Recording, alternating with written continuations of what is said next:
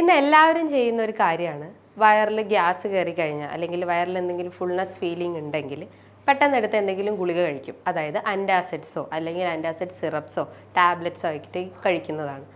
അപ്പം ഇത്തരം ടാബ്ലറ്റ്സ് കഴിക്കും. അപ്പോൾ ആ ഒരു വേദന ശമിക്കും അല്ലെങ്കിൽ ആ ഒരു ഗ്യാസ് ട്രബിൾ ശമിക്കും. ഇതിങ്ങനെ ഇടയ്ക്കിടയ്ക്ക് ഇങ്ങനെ ചെയ്തുകൊണ്ടേ നിൽക്കും. അപ്പോൾ നമ്മൾ അതിൻ്റെ സിംറ്റംസ് എത്രത്തോളം ഗൗരവം ഉണ്ടെന്ന് മനസ്സിലാക്കുന്നില്ല. നമ്മൾ ഇത്തരം ഭക്ഷണ രീതികളൊക്കെ ഫോളോ ചെയ്ത് കഴിഞ്ഞാൽ നമുക്ക് ഈ ഒരു ഗ്യാസ് ട്രബിൾ, അതായത് ബ്ലോട്ടിങ്ങും വേദനയും ഇതൊക്കെ നമുക്ക് കുറച്ചുകൊണ്ടുവരാൻ സഹായിക്കും. ഹായ്, ഞാൻ ഡോക്ടർ ജൂഹി, Q&B ഹെൽത്ത് കെയറിലെ ഹോമിയോപ്പത്തിക് ഫിസിഷ്യനാണ്. ഇന്ന് എല്ലാവരും ചെയ്യുന്ന ഒരു കാര്യമാണ് വയറിൽ ഗ്യാസ് കയറി കഴിഞ്ഞാൽ അല്ലെങ്കിൽ വയറിൽ എന്തെങ്കിലും ഫുൾനെസ് ഫീലിംഗ് ഉണ്ടെങ്കിൽ പെട്ടെന്ന് എടുത്ത് എന്തെങ്കിലും ഗുളിക കഴിക്കും. അതായത് ആൻറ്റാസിഡ്സോ അല്ലെങ്കിൽ ആൻറ്റാസിഡ് സിറപ്സോ ടാബ്ലറ്റ്സോ ആയിട്ട് കഴിക്കുന്നതാണ്. അപ്പം ഇത്തരം ടാബ്ലറ്റ്സ് കഴിക്കും. അപ്പോൾ ആ ഒരു വേദന ശമിക്കും അല്ലെങ്കിൽ ആ ഒരു ഗ്യാസ് ട്രബിൾ ശമിക്കും. ഇതിങ്ങനെ ഇടയ്ക്കിടയ്ക്ക് ഇങ്ങനെ ചെയ്തുകൊണ്ടേ നിൽക്കും. അപ്പോൾ നമ്മൾ അതിൻ്റെ സിംറ്റംസ് എത്രത്തോളം ഗൗരവം ഉണ്ടെന്ന് മനസ്സിലാക്കുന്നില്ല. അപ്പോൾ ഒരു സ്റ്റേജ് കഴിഞ്ഞ് കഴിഞ്ഞാൽ ഈ സിംറ്റംസ് അധികമായി തുടങ്ങും. ഇതൊരു പക്ഷേ പല കാരണങ്ങൾ കൊണ്ടാവാം. അതിലൊന്നാണ് ഗ്യാസ്ട്രൈറ്റിസ്. ഗ്യാസ്ട്രൈറ്റിസ് എന്ന് പറയുമ്പോൾ നമ്മൾ ആമാശയത്തിൽ ഉണ്ടാവുന്ന അല്ലെങ്കിൽ കുടലിൻ്റെ അകത്ത് ഉണ്ടാവുന്ന ഒരു ഇൻഫ്ലമേഷനാണ് ഈ ഗ്യാസ്ട്രൈറ്റിസ് എന്ന് പറയുന്നത്. അതിനു മുന്നേ എന്തൊക്കെയാണ് ഈ സ്റ്റൊമക്കിൻ്റെ ഘടനകൾ എന്ന് നോക്കാം. സ്റ്റൊമക്ക് എങ്ങനെയാണ് ഉണ്ടാക്കിയിട്ടുള്ളത്, എന്തൊക്കെയാണ് ഇതിൻ്റെ അകത്തുള്ള സ്ട്രക്ചർ എന്ന് നോക്കാം. സ്റ്റൊമക്ക് എന്ന് പറയുമ്പോൾ, അതായത് ആമാശയം എന്ന് പറയുമ്പോൾ ഒരു ജെ ഷേപ്ഡ് സ്ട്രക്ചറാണ്. ഇതിന് പല പാർട്സ് ഉണ്ട്. ഫണ്ടസ്, കാർഡിയാക്ക്, ബോഡി, പൈലോറി, അങ്ങനെ പല പാർട്സും ഉണ്ട്. ഇത് ഒരു മ്യൂക്കസ് ലൈനിങ് കൊണ്ട് ഉണ്ടാക്കിയിട്ടുള്ളത്. അതായത് പല ലൈനിങ്സും ഉണ്ട്. മ്യൂക്കസ്, സബ് മ്യൂക്കസ്, മസ്കുലാരിസ്, അങ്ങനെ പല ലൈനിങ്സ് കൊണ്ട് ഉണ്ടാക്കിയിട്ടുള്ളതാണ്. ഈ ലൈനിങ്സിന് എന്തെങ്കിലും മുറിവുകൾ വരുമ്പോൾ അല്ലെങ്കിൽ എന്തെങ്കിലും ഒരു ചതവോ അല്ലെങ്കിൽ ഒരു സ്ക്രാച്ച് വീഴുമ്പോഴൊക്കെയാണ് ഈ ഒരു ഇൻഫ്ലമേഷനിലേക്ക് ലീഡ് ചെയ്യുന്നത്. നമുക്കറിയാം, നമ്മളെ ആമാശയത്തിൻ്റെ അകത്ത് പെറൈറ്റൽ സെൽസ് ഉണ്ട്. ഈ പെറൈറ്റൽ സെൽസ് ഉൽപ്പാദിപ്പിക്കുന്ന ഒന്നാണ് ഹൈഡ്രോക്ലോറിക് ആസിഡ്. ഈ ഹൈഡ്രോക്ലോറിക് ആസിഡിൻ്റെ പ്രസൻസോടെയാണ് നമുക്ക് ഡൈജഷൻ കറക്റ്റ് ആക്കുന്നത്. അപ്പം ഈ ഒരു മുറിവ് വന്നു കഴിഞ്ഞാൽ ഈ HCl പോയിട്ട് നമ്മൾ ഈ കുടലിൻ്റെ, അതായത് ആമാശയത്തിൻ്റെ ലൈനിങ്സിൽ പോയിട്ട് അഫക്റ്റ് ചെയ്യും. അങ്ങനെ നമുക്ക് വേദന പോലെ അല്ലെങ്കിൽ ഭയങ്കര അൾസർ പോലെയൊക്കെ ഫീൽ ചെയ്യുന്നു. ഇനി ഇത്തരം ഗ്യാസ്ട്രൈറ്റിസ് വന്നു കഴിഞ്ഞാൽ എന്തൊക്കെയാണ് ഇതിൻ്റെ ലക്ഷണങ്ങൾ എന്ന് നോക്കാം. പ്രധാനമായിട്ടും നമുക്ക് വയറുവേദനയാണ്, അമിതമായിട്ടുള്ള വയറുവേദന. അത് ചിലപ്പോൾ ഒരു പുകച്ചിൽ പോലെ ആവാം, അല്ലെങ്കിൽ വയറിൽ എന്തെങ്കിലും ഒരു ബേണിംഗ് പോലെയൊക്കെ വേദനയാവാം. മറ്റൊന്ന് വയറ് വീർക്കുന്ന പോലെ തോന്നാം. മറ്റൊന്ന് നമുക്ക് ഓക്കാനം, ഛർദി, അല്ലെങ്കിൽ മോഷൻ പാസ് ചെയ്യുമ്പോൾ ചിലപ്പോൾ ബ്ലഡ് കാണാം. അങ്ങനെ പല ലക്ഷണങ്ങളും ഉണ്ടാകും. ഇത് കൂടാതെ തന്നെ അമിതമായിട്ടുള്ള ക്ഷീണം കാണാം. ചിലപ്പം ഭക്ഷണം കഴിച്ചു കഴിഞ്ഞാൽ ചിലർക്ക് ഈ ഒരു വേദന കുറയുന്നത് കാണാം. ചിലപ്പം ഭക്ഷണം കഴിക്കുന്നതിന് മുന്നേ ആയിരിക്കാം വേദന കൂടുന്നത്. അങ്ങനെ പല ലക്ഷണങ്ങളും ഉണ്ട്. ഈ ഗ്യാസ്ട്രൈറ്റിസ് വരാൻ പല കാരണങ്ങളുണ്ടാവും. പ്രധാനമായിട്ടും പല പഠനങ്ങളും പറയുന്നത് H. പൈലോറി ബാക്ടീരിയൽ പ്രസൻസ് ഉണ്ടെങ്കിൽ ഗ്യാസ്ട്രൈറ്റിസ് വരാം. അതോടൊപ്പം തന്നെ നമ്മൾ എന്തെങ്കിലും ഭക്ഷണ രീതിയിൽ ഉണ്ടാകുന്ന മാറ്റങ്ങൾ. ഇന്നത്തെ ഒരു തലമുറ ഫാസ്റ്റ് ഫുഡ് അല്ലെങ്കിൽ പ്രോസസ്ഡ് ഫുഡ്, ജങ്ക് ഫുഡ്, ഇത്തരം ഫുഡിനോടൊക്കെ ഡിപ്പെൻഡഡ് ആണ്. അപ്പം അങ്ങനത്തെ ഫുഡ് ഐറ്റംസ് കഴിച്ചാൽ, അതായത് സ്പൈസി ഫുഡ്, അതായത് പിസ്സ, ബർഗർ, നൂഡിൽസ്, ഇത്തരം സ്പൈസി ഫുഡൊക്കെ ഐറ്റംസ് കൂടുതലായിട്ട് എടുത്തു കഴിഞ്ഞാലും ഗ്യാസ്ട്രൈറ്റിസ് വരാനുള്ളൊരു ചാൻസ് ഉണ്ട്. മറ്റൊന്ന് ഉറക്കക്കുറവ്. ഇപ്പം ഭൂരിഭാഗം ആളുകളിലും ഉറക്കം അധികം ഉണ്ടാവാറില്ല. അതായത് മിക്ക ആളുകളും ഇന്ന് ലേറ്റ് ആയിട്ടാണ് ഉറങ്ങാറ്. അപ്പം കഴിവതും ഒരു 6 to 7 hours ഉറക്കം മെയിൻറ്റെയിൻ ചെയ്യുക. അപ്പോൾ ഈ ഉറക്കം ഇല്ലാത്തതും ഈ ഒരു ഇതിലേക്ക് ലീഡ് ചെയ്യാനുള്ളൊരു ചാൻസ് ഉണ്ട്.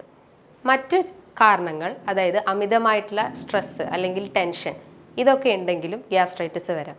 മറ്റൊന്ന് നമ്മൾ എന്തെങ്കിലും ടാബ്ലറ്റ്സ് എടുക്കുകയാണെങ്കിൽ, അതായത് അമിതമായിട്ടുള്ള എന്തെങ്കിലും ടാബ്ലറ്റ്സ് എടുക്കുകയാണെങ്കിലും ഈ ഒരു ഗ്യാസ്ട്രൈറ്റിസ് ലീഡ് ചെയ്യാനുള്ളൊരു ചാൻസ്. മറ്റ് പ്രധാനപ്പെട്ട കാരണങ്ങൾ എന്ന് പറഞ്ഞു കഴിഞ്ഞാൽ നമ്മൾ പ്രോപ്പർ ടൈമിങ്ങിൽ ഫുഡ് കഴിക്കാത്തത്, അതായത് ഗ്യാപ്പ് ഇട്ട് കഴിക്കുക. ഇപ്പോൾ ഫുഡ് കഴിക്കുകയാണെങ്കിൽ തന്നെ ഒരു 6 hour ഗ്യാപ്പ് തന്നെ ഫുഡ് കഴിച്ചുകൊണ്ടിരിക്കുക. അതായത് ഓവർ ഗ്യാപ്പ് കൊടുക്കാതെ ഒരു പ്രോപ്പർ ടൈമിങ്ങിൽ ഫുഡ് കഴിക്കുക. അപ്പോൾ ഈ ഒരു ഗ്യാപ്പ് മെയിൻറ്റെയിൻ ചെയ്യാതെ നിൽക്കുമ്പോഴും ഗ്യാസ്ട്രൈറ്റിസ് വരാം. മറ്റൊന്ന് അമിതമായിട്ടുള്ള മദ്യപാനം.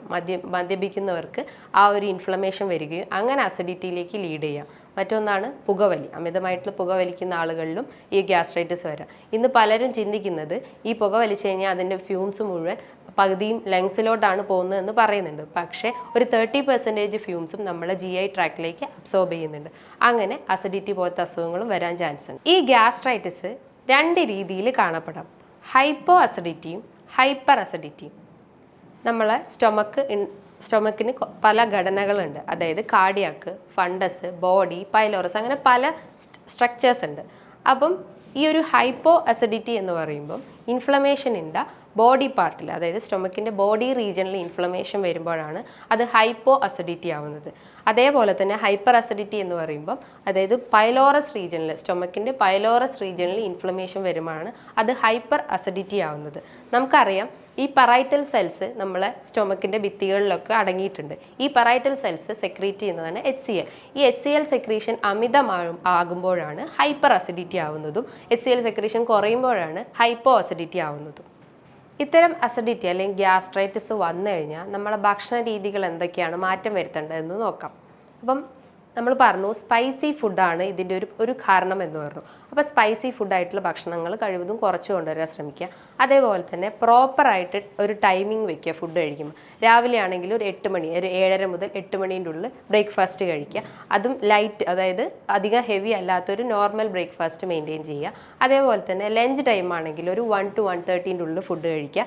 അത് ഫുഡ് കഴിക്കുമ്പം തന്നെ അത് ബ്രൗൺ റൈസ്, അതായത് വൈറ്റ് റൈസിന് പകരം ബ്രൗൺ റൈസൊക്കെ കൂടുതലായിട്ട് യൂസ് ചെയ്യുക. ഫിഷൊക്കെ കുക്ക് ചെയ്ത് കഴിക്കാൻ ശ്രമിക്കുക. ചിക്കനൊക്കെ കഴിക്കുമ്പോൾ അത് കുക്ക് ചെയ്തിട്ട് തന്നെ കഴിക്കുക. ഫ്രൈഡ് ഐറ്റംസ് കുറയ്ക്കുക, അതായത് ഓയിലി ഫുഡൊക്കെ കഴിവതും കുറച്ച് കൊണ്ടുവരാൻ ശ്രമിക്കുക. ഇനി ഈവനിങ് ആണെങ്കിൽ ഒരു സ്നാക്സ്, അതായത് ഒരു 4-4:30 ഉള്ളിൽ എന്തെങ്കിലും ചായ സ്നാക്സോ കഴിക്കുക. ചായ കുടിക്കാൻ അത്രയും ആഗ്രഹമുള്ളവരാണെങ്കിൽ അത് മധുരം കുറച്ചിട്ട് കഴിവതും കുറച്ച് കൊണ്ടുവരാൻ ശ്രമിക്കുക. അതേപോലെ തന്നെ ഡിന്നർ ടൈം ആണെങ്കിൽ അതൊരു 7 to 7:30 അല്ലെങ്കിൽ 7:30 to 8 ഉള്ളിൽ നമ്മൾ ഫുഡ് കഴിച്ചിരിക്കുക. അതും ലൈറ്റ് ഫുഡ് മാത്രം കഴിക്കുക, ഓവറായിട്ട് ഫുഡ് കഴിക്കരുത്. ഫുഡ് കഴിച്ചാൽ ഉടനെ തന്നെ നമ്മൾ എന്തെങ്കിലും വർക്കൗട്ടോ അങ്ങനത്തെ എക്സസൈസ് ഒന്നും ചെയ്യാൻ പാടില്ല. ഒരു പ്രോപ്പർ റെസ്റ്റ് മെയിൻറ്റെയിൻ ചെയ്യുക. അതേപോലെ തന്നെ നമ്മൾ ഉച്ചയ്ക്കൊക്കെ ഫുഡ് കഴിക്കുമ്പോൾ മോര് തൈരൊക്കെ കൂടുതലായിട്ട് ഉൾപ്പെടും. അതായത് ഒരു പ്രോബയോട്ടിക്സ് ആയതുകൊണ്ട് തന്നെ നമ്മളെ ഇൻറ്റസ്റ്റൈൻസിലൊക്കെ നല്ല ബാക്ടീരിയസിനെ ഉൽപ്പാദിപ്പിക്കാൻ അതിന് സഹായിക്കുന്നതാണ്. അപ്പോൾ അത് അസിഡിറ്റീനെ കുറയ്ക്കുകയും ചെയ്യും. അതേപോലെ തന്നെ ബനാന, അത് പഴവർഗ്ഗങ്ങളൊക്കെ കഴിക്കുന്നതും നല്ലതാണ്. ബ്രോക്കോളി കഴിക്കുന്നതും നല്ലതാണ്. ഇതും അസിഡിറ്റീനെ കുറയ്ക്കാൻ സഹായിക്കുന്നതാണ്. അതേപോലെ തന്നെ നല്ലപോലെ വെള്ളം കുടിക്കുക. തീരെ വെള്ളം കുടിക്കാതിരിക്കരുത്. ഏകദേശം ഒരു 6 to 8 ഗ്ലാസ് വെള്ളം കുടിക്കുന്നതും നല്ലതാണ്. അതേപോലെ നമുക്ക് പാലൊഴിച്ച ചായ, പാലൊഴിച്ച കാപ്പി ഇതൊക്കെ കുടിക്കാൻ നന്നായി ആഗ്രഹിക്കുന്നവരായിരിക്കും. അപ്പോൾ ഇത്തരം ഗ്യാസ്ട്രൈറ്റിസ് അല്ലെങ്കിൽ ഗ്യാസ് ട്രബിൾ ഉള്ള ആളുകളാണെങ്കിൽ പാൽ ഉൽപ്പന്നങ്ങളും കഴിവതും കുറയ്ക്കാൻ ശ്രമിക്കുക. അതേപോലെ തന്നെ ഫാസ്റ്റ് ഫുഡ് അല്ലെങ്കിൽ സ്പൈസി ഫുഡ് ഐറ്റംസ് ഉണ്ടെങ്കിൽ അത് കുറച്ച് കൊണ്ടുവരാൻ ശ്രമിക്കുക.